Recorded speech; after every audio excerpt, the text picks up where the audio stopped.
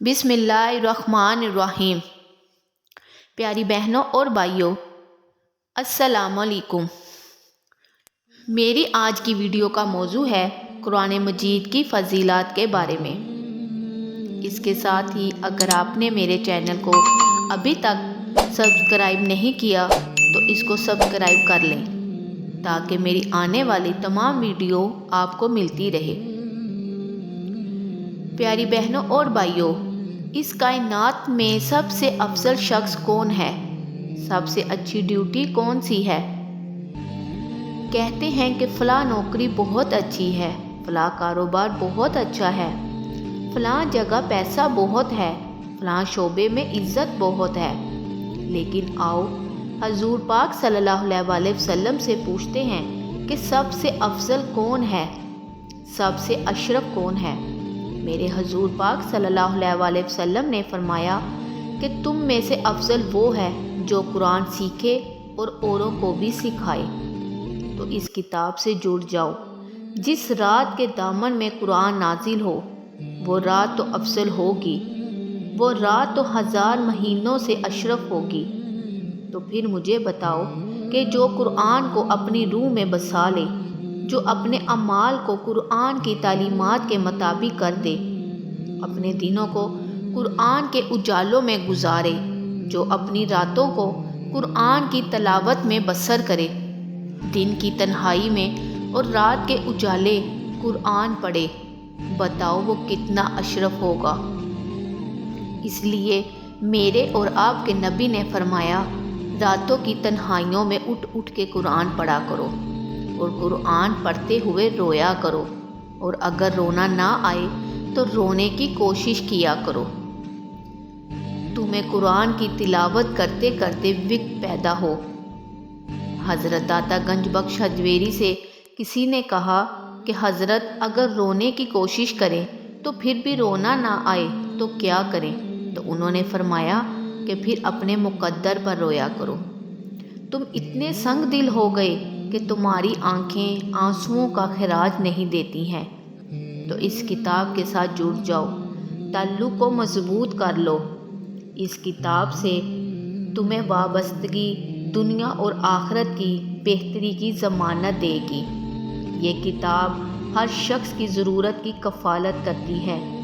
یہ واحد کتاب ہے جس طبقے کا بھی شخص پڑھے، ان پڑھ پڑھے تو اس کو بھی نور آئے گا۔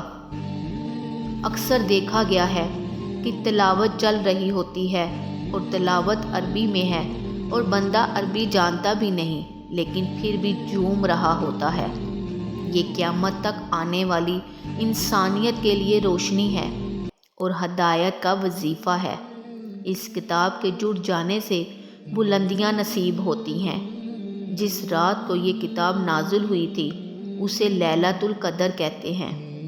تو آئیے میں اور آپ اس کتاب یعنی قرآن مجید کے ساتھ جڑنے کا عزم کریں، اللہ کے حضور ہاتھ پھیلائیں، اے اللہ ہمیں اس کتاب کے ساتھ جوڑ دے۔ یہ کتاب زندگی بخش ہے۔ اللہ پوری امت کو اس کے ساتھ جوڑے۔ اس سے جڑنے والے کبھی مایوس نہیں ہوتے، یہ تو قبر میں بھی ہمارا ساتھ دے گی۔ یہ واحد کتاب ہے جو اللہ سے انسان کو ہم کلام کرتی ہے۔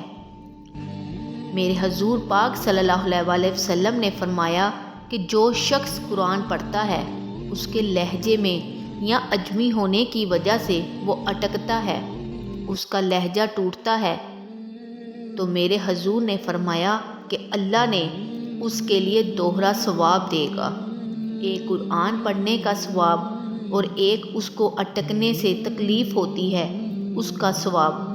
اور فرمایا یہ وہ پاکیزہ کتاب ہے کہ اگر تمہارا رب سے بات کرنے کو جی چاہے تو قرآن کھول کے بیٹھ جاؤ۔ قرآن مجید کی تلاوت سے اپنے گھروں کو روشن آباد کرو، گھروں کو قبرستان نہ بناؤ۔ اگر گھر میں قرآن کی تلاوت کا معمول بن جائے تو اس گھر میں کوئی جن یا بد روح نہیں ٹک سکتی۔ اس کتاب کے اندر ایسے ایسے شفا کے نسخے رکھے گئے ہیں کہ ہماری زندگی کے روزمرہ کے مسائل کا حل ہے۔ مثال کے طور پر کہ آج تو ہر بندہ معاشی حالات سے بہت تنگ ہے، تو سورت واقعہ صرف 3 رکوع پر مشتمل ہے۔ اگر اس کو معمول زندگی بنا لو تو سورت واقعہ جہاں ہوگی وہاں نحوستیں اور بے برکتی نہیں ہوگی۔ سورت یاسین پڑھو گے تو بے پناہ برکتیں اس کے دامن میں آئیں گی۔ اسی طرح سورت اخلاص صرف 3 مرتبہ پڑھو گے تو پورا قرآن پڑھنے کا ثواب ملے گا۔ سبحان اللہ۔ ایک شخص حضور پاک صلی اللہ علیہ وآلہ وسلم کی خدمت میں حاضر ہوا اور اس نے حضور سے کہا، یا رسول اللہ صلی اللہ علیہ وآلہ وسلم، ذرائع آمدنی بہت کم ہے، کوئی حل ہی بتا دیں، کوئی دعا کر دیں۔ تو آپ نے فرمایا کہ جب گھر میں جاؤ تو گھر والوں کو السلام علیکم کہہ دیا کرو اور اس کے بعد سورت اخلاص 1 مرتبہ پڑھ لیا کرو۔ قربت طور نسخہ، گھر والے بھی خوش، اللہ بھی خوش۔ جب بھی گھر جاؤ السلام علیکم کہو اور 1 مرتبہ سورت اخلاص۔